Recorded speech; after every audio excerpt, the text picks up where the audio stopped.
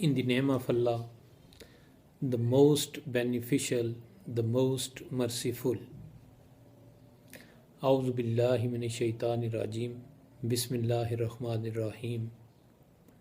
As-salatu was-salamu alayka ya sayyidi ya Rasulallah wa ala alika wa ashabika ya sayyidi ya Habiballah.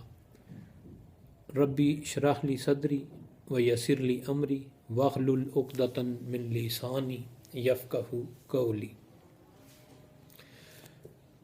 Viewers, welcome to my channel. This is me, Chaudhry Muhammad Maroof, Advocate, High Court. And dear friends, today I'm going to discuss about defamation. आज मैं defamation के मुतालिक कुछ गपशप करना चाहता हूँ। Defamation एक बहुत ही अहम एक टॉपिक है, जो लॉ के स्टूडेंट हैं वो तो बखूबी समझते हैं। सबसे पहले लेट्स गेट स्टार्टेड। डेफामेशन को समझते हैं कि बेसिकली डेफामेशन है क्या।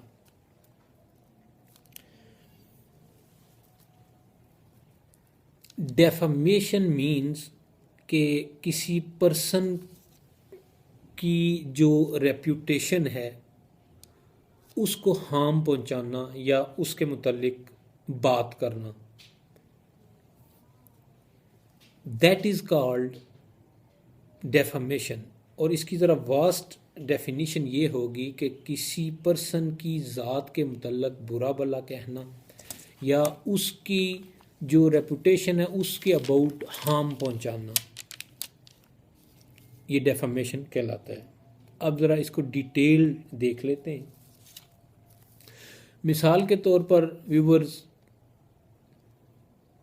कोई बंदा अपनी जो रेपुटेशन है वो बनाने के लिए अपनी कई साल बिता देता है, ज़िंदगी के बेशुमार जो है वो साल लगा देता है वो अपनी रिप्यूट बनाने में, अपनी रेप्यूटेशन बनाने में। और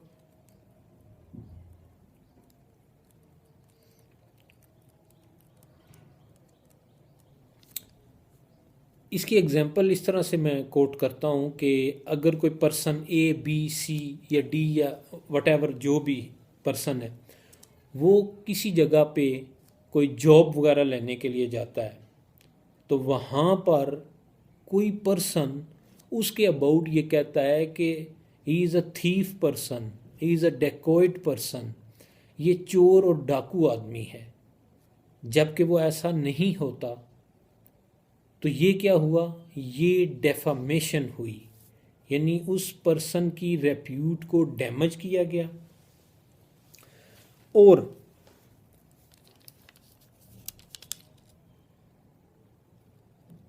उस पर्सन को इस डेफामेशन से लॉस क्या होगा, लॉस उसको ये होगा कि उसको मे बी वहाँ जॉब भी ना मिले, और चूँकि उसके बारे में बुरा भला कहा गया है, और ज़िंदगी में भी इसी तरह किसी की रेप्यूटेशन को जब आप डैमेज करते हो तो वो हो सकता है जो प्रॉफिट्स उसको मिलने हों वो उसको ना मिल सकें।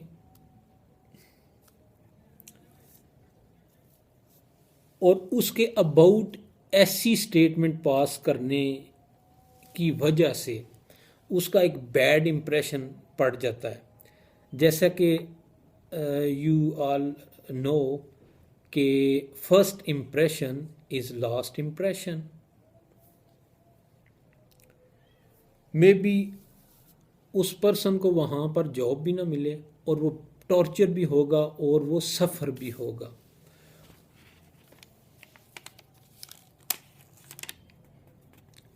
व्यूअर्स, किसी भी पर्सन की जो रेप्यूटेशन है वो उसके लिए एक बहुत बड़ा एसेट होती है, और जब आप किसी की रेप्यूटेशन को डैमेज करते हो तो ऑब्वियसली उसको बहुत बड़ा हार्म पहुंचेगा, उसकी वजह से उसकी जो शोहरत है उसको नुकसान पहुंचेगा। तो that is called defamation. Viewers, defamation दो अल्फाज का मजमुआ है, डी और फेम।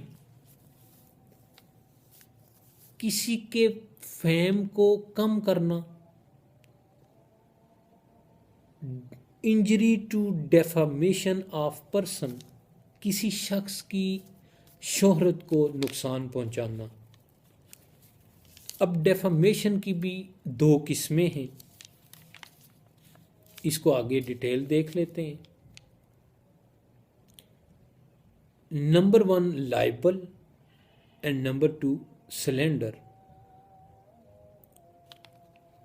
फॉर एग्जाम्पल,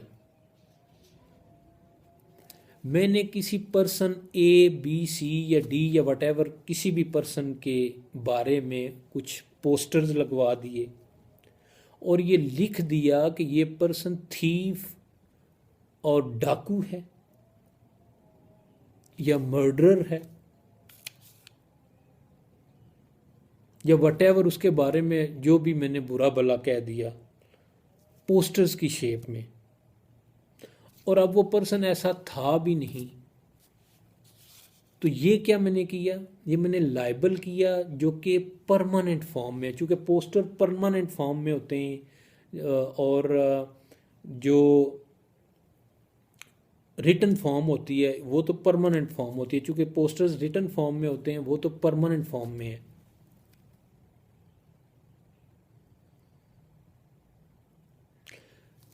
नंबर 2 क्या है, liable, sorry cylinder.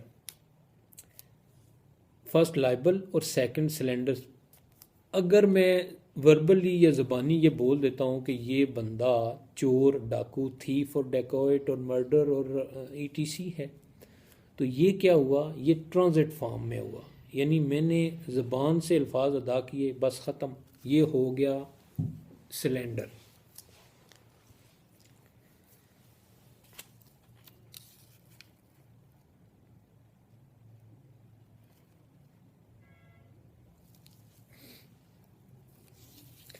Posters permanent form में आते हैं और जो अल्फाज हैं ये ट्रांजिट फॉर्म में आते हैं। पोस्टर्स तो हमेशा रहते हैं और जो अल्फाज हैं वो ख़त्म हो जाते हैं।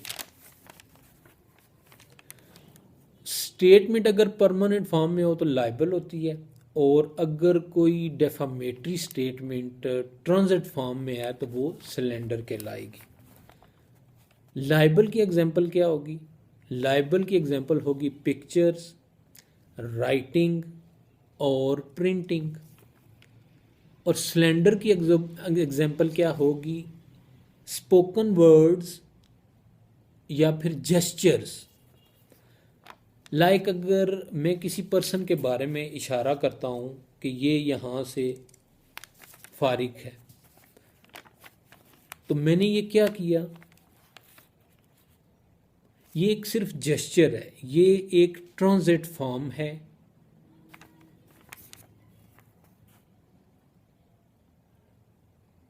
यहाँ तक आई होप कि आपको समझ आ गया होगा।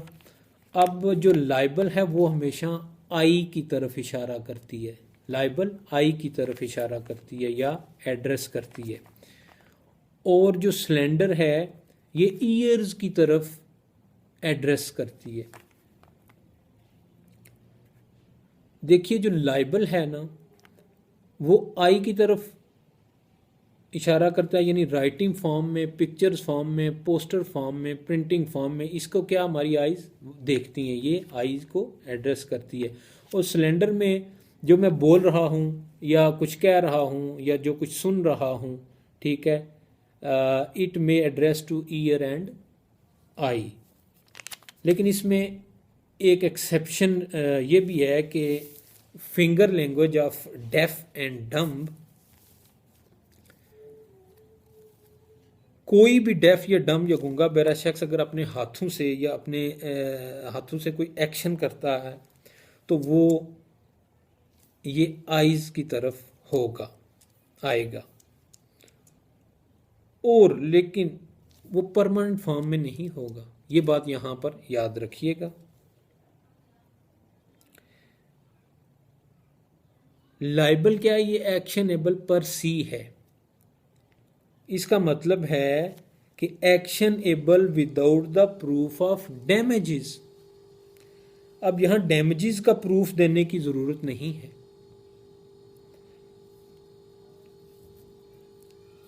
और ना ही आप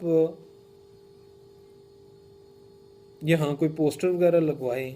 सिलेंडर में आपको अपना प्रूफ जो है वो देना पड़ता है।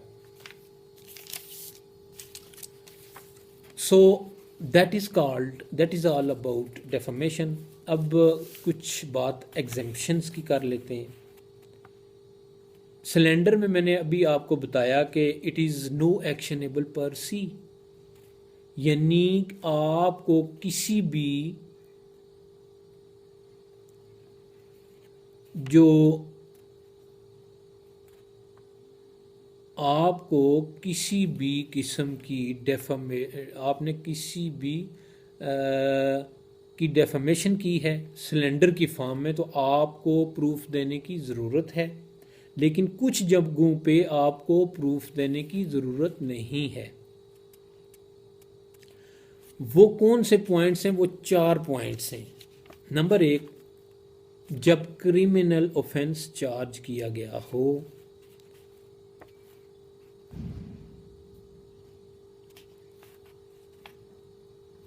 जब ये बोला गया हो नंबर 2 कि आपको कोई वायरल डिसीज़ है जबकि आपको वायरल डिसीज़ नहीं है।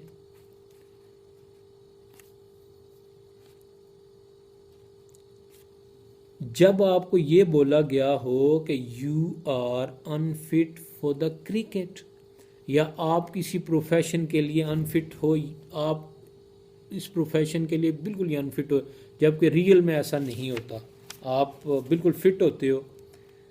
नंबर 4 ये है कि जब आप किसी गर्ल या वुमेन को ये कहें कि वो प्योर नहीं है, यानी उसके ऊपर अनचेस्टिटी और एडल्ट्री का जब आप ब्लेम लगाते हो, तो ये 4 पॉइंट्स ऐसे ही हैं जहां पर आपको प्रूफ देने की ज़रूरत नहीं है। ये सिलेंडर की फॉर्म में आएगा। तो viewers, that was all about defamation. I hope कि आपको समझ आई होगी, और I hope you like today's lecture. Please like and subscribe my channel. Your subscriptions and your likes make me and motivate me to work more harder and harder. Thanks for watching. Allah Hafiz. Chaudhry Mohammad Maroof, Advocate, High Court. Thank you very much for watching.